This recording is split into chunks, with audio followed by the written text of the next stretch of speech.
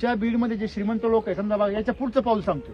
समजा तुम्हाला ठेलेवाल्यांनी उभंच नाही केलं, मोठमोठे सोसायटी आहे, त्या सोसायटीला जाऊन भेटायचं, त्यांना सांगायचं मी वैदिक शेतकरी आहे, खाऊन बघा, आणि जर नाही वाटले तर पैसा देऊ नका. कॉम्प्लीट केलं बरोबर आहे.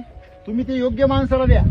अर्धवट शिक्षण जे लोकांचं झालंय त्या लोकांकडून मला जास्त विरोध होतोय. एक तर ग्रामीण भागातल्या लोकांना समजून सांगायला मला लई मला एक सोपं सांगा, पडतंय. मला एक सांगा, जो माणूस शहरात जातो हा. त्याचं व्हिजन काय राहतं? मोठं. जो गाव सोडितच नाही त्याचं व्हिजन केवढं आहे? छोटं. महाल का बरं बांधता मोठा? लोक नाही त्याला महाज आलाय म्हणून, आता तसं नाही, त्याचं व्हिजन तेवढं आहे. मला सांगा, आपले पंचमहाभूत आहे की नाही? पंचमहाभूत म्हणजे काय?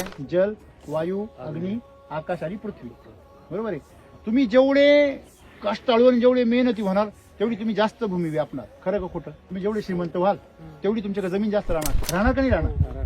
जेवढं तुमच्याकडे पाण्याचा पण साठा जास्त राहणार, तेवढी तुम्ही हवा पण जास्त व्यापणार, तेवढं तुम्ही आकाश पण जास्त व्यापणार. म्हणून त्यांचे घर उभं करा. बरोबर आहे. मुंबईला जा, डोके एवढंच फ्लॅट राहत. खरे खोटे? त्याच मुंबई श्रीमंत लोकांचे आलिशान महाल आहे, अंबानींची वरी केवढली आहे की नाही?